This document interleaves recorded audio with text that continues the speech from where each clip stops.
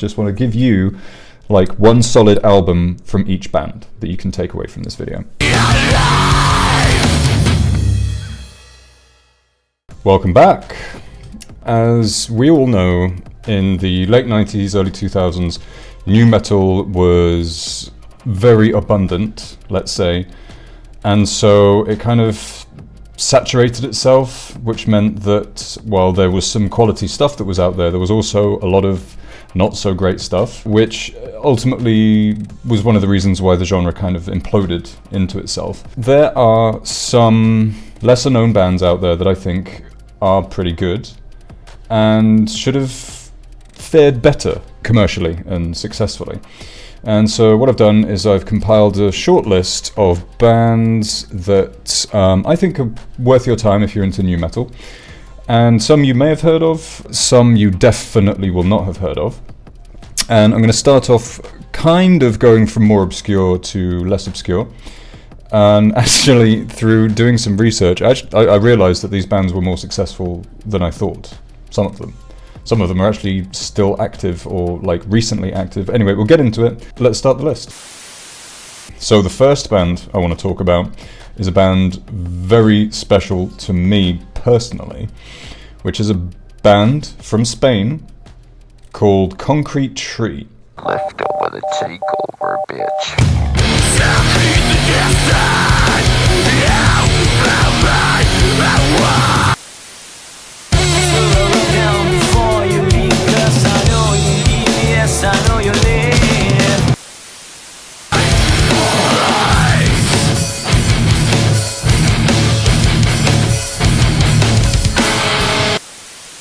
This band was a local band to an area called Fuengirola, where I used to live. That's where I grew up. This band was the first band I ever saw live in this tiny venue, maybe like 50 capacity or something. It's absolutely tiny. I knew the guitarist, his name was Manuel. I don't think anyone of the band really cares anymore because I'm going back like 25-ish years now, and they broke up in the early 2000s, never really went anywhere. I don't think any of them would mind me saying that they were quite unoriginal, but really, really good. Like, this town where they come from it's like a holiday resort for like, you know, British tourists. It's not really the kind of place where you imagine a metal band to come from. I always thought they were really good. They're very, very hard to find these days. I've no idea if they're on Spotify or anything like that. But if you can find this album, go and listen to it, because it's very much of the time, but I think it's really good, and like I said, it means a lot to me personally. The next band I want to talk about is a rare occasion where there's a nu metal band from England. Most nu metal bands are typically from America, and I think I might even be right in saying that this is like the only one from the UK that I can really think of. Although there is Skindred. Is Skindred nu metal? Anyway, the band is Twin Method. What have I done? Don't you care? Don't you ever think? It's too late for I'm running out. Nothing will keep them from me. To think you thought I had patience. But I forfeit life. I don't care, no. This band I discovered a few years ago, probably through a podcast or something, and they only released one album called The Volume of Self in 2006. Now, as you're probably thinking, by 2006, nu metal is kind of over, and so to release an album of this style with this aesthetic in 2006, I don't know. If this album had come out in 2001, I think it could have popped off a lot more. But by 2006, people were already moving on to other stuff. You know, metalcore was coming along, and yeah, bad timing, I think. But that said, really good album. Very much leaning into more sort of Linkin Park side of nu metal, having two vocalists, only no real rapping. It's like one guy who screams and one guy who sings. But they both can sing. Even in 2025, I think their aesthetic is really cool. Like, each member has their own color, like the Power Rangers or something. If I'd have discovered them back in 2006, I would have totally been on board. They could have sort of saved my faith in nu metal a little bit. By that point, even I was moving on to other things. But yeah, the volume itself, really good, really worth your time. Check it out. On to the next band, which is From Zero. Once I told you about my secrets, I said I trust you, but that don't seem right. And over, you might try, you might wait. With the bomb I'll hit you in the weekend.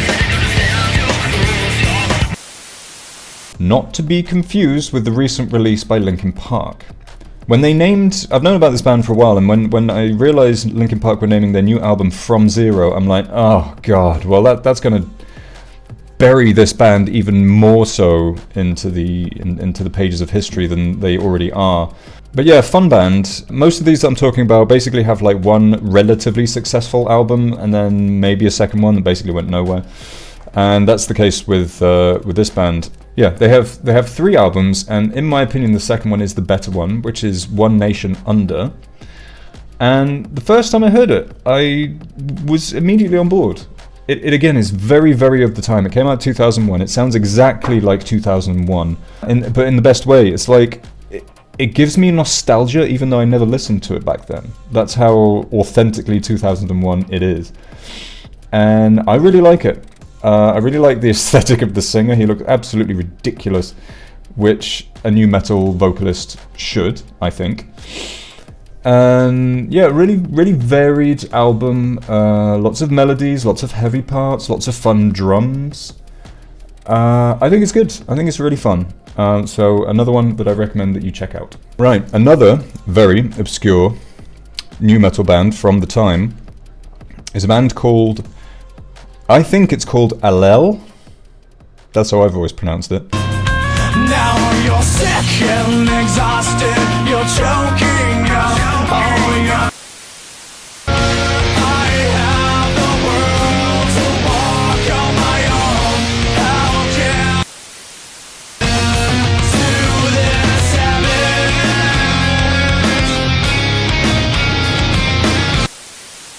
Again, I discovered this band a few years ago, and they're kind of leaning into the more stained, kind of somber nu metal vibe, which may or may not float your boat. I have moments where that music feels good. That felt good. Particularly Stained. I don't listen to them all the time, but sometimes Stained and bands that sound like Stained scratch an itch that is very comforting for me, and Allele kind of fits into that. They had an album in 2005, which again is a little bit late to the party in terms of nu metal, but I think it's also really good. The guy's got a really good voice. I think he's the main strength of the band. Instrumentally, it's kind of unremarkable, but everything, all the elements in the songs all bolt themselves together in a really nice way. They apparently had another album in 2011, which I was completely unaware of until researching for this video. Not listened to that, so I can't comment. Point of Origin is the album. Sorry, I should have mentioned that. Point of Origin, Allele, 2005. Strongly recommended, if you're into that kind of more somber nu metal stylings. This next one, I think, if you're into nu metal, you probably do know, but there's also probably a lot of people that don't know them, and they're kind of worth mentioning, which is Motograter.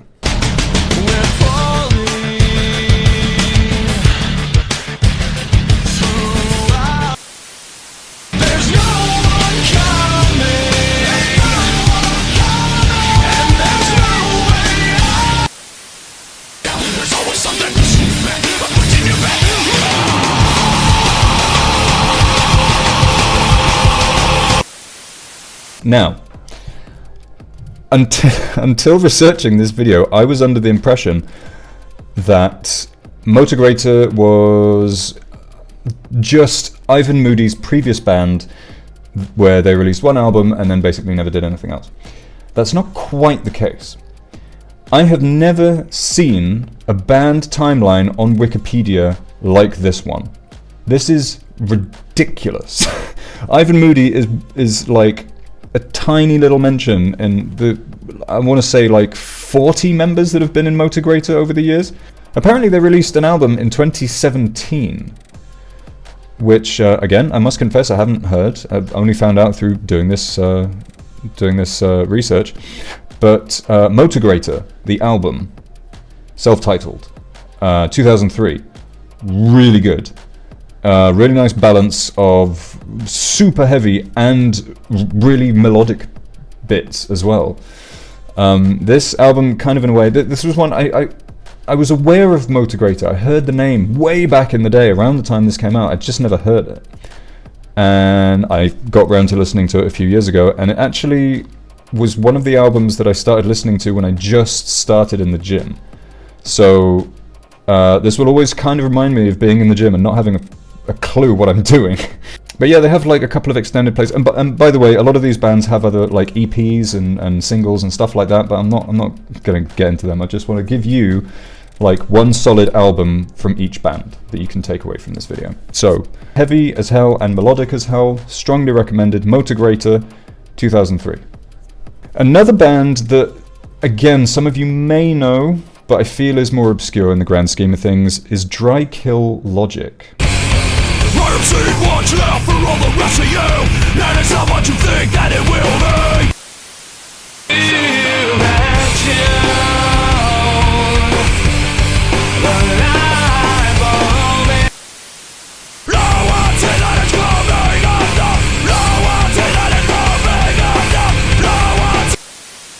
And this was a band that, again, I never got around to listening to back in the day. I did kind of hear the name around, but never took the plunge. And when I did a couple of years ago, I was very impressed. They have 3 albums, being The Darker Side of Nonsense in 2001, The Dead and Dreaming in 2004, and Of Vengeance and Violence in 2006.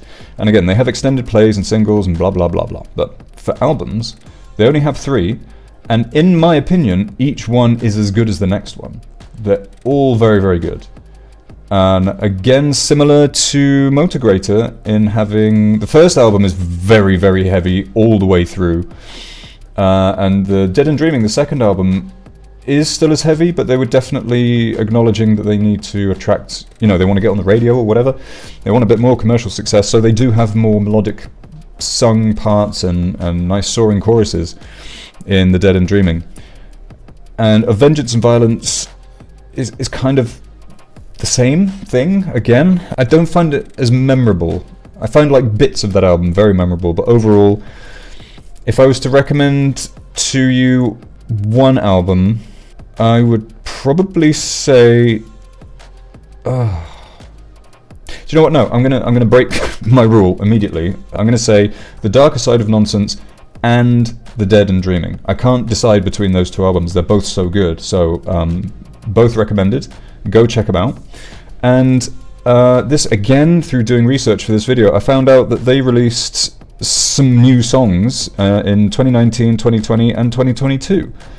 What are these bands doing? They just disappear for like 15 years and then all of a sudden they're back again. This is crazy. I like it. And the final one is kind of cheating because it's not really new metal. It's more groove metal, but honestly, I think it's probably the most obscure one of all of these, maybe apart from Concrete Tree. And the band is called Hellshock. Somebody knows, but no one would tell about presidential perjury. Here comes the killer. He's at the door.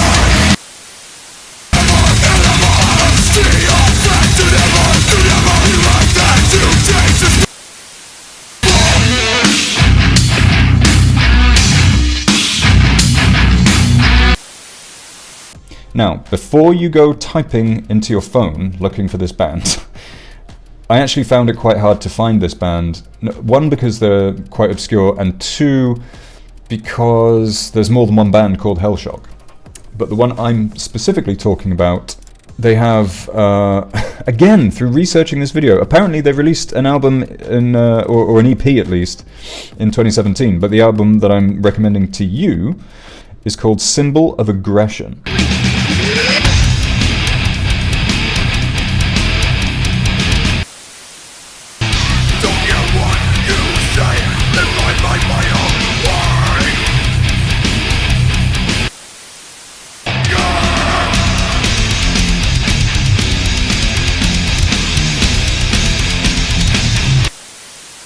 And this one I came by completely randomly in an old record store 20 years ago. I think I probably got the guy to just put on a couple of tracks, and I was like, yep, I'll take that. And I held on to this specific CD for years. I don't know what happened to it, sadly, but like I moved it around different countries, it followed me around. Even though I didn't have a CD player, there was something like sentimental about this CD because no one had heard of this band. Because I assume their music's not on streaming services through obscurity, but when I got a hold of this album through other means, it was so nostalgic for me when I finally heard it again. It's one of those albums that just starts and doesn't stop. It just slams you in the head constantly until the very last song, where the guy, the vocalist, actually proves that he can sing. He's just not been doing it for the whole album for some reason. Very good gym album, this one, as well, because it's so consistent. So yeah, Symbol of Aggression by Hellshock from 1997. And that's it. Those are my obscure gems for you. Little bit of a gift from me to you. I do have planned a similar thing, but with more recent bands, new metal bands, or like new metal, I guess. Stuff that's come out in the late teens to early 2020s.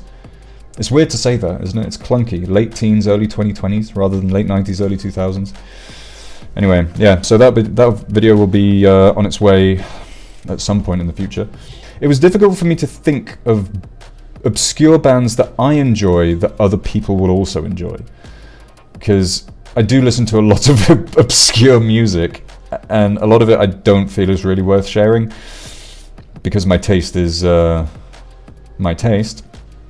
But these, I think, basically could have been more successful and probably would have been on a different timeline to ours. Thank you very much for watching. I really appreciate you watching to the end. If you know any of these bands, do let me know. I'd be curious to hear. And if you go and search up these bands and find that you like them, please come back and let me know, because then it acknowledges that my sharing of obscure music has, made a difference to someone's life. I think that's important. Thank you very much for watching. I'm gonna go now. I haven't thought of how to end videos yet though, so I'm just gonna say, go away.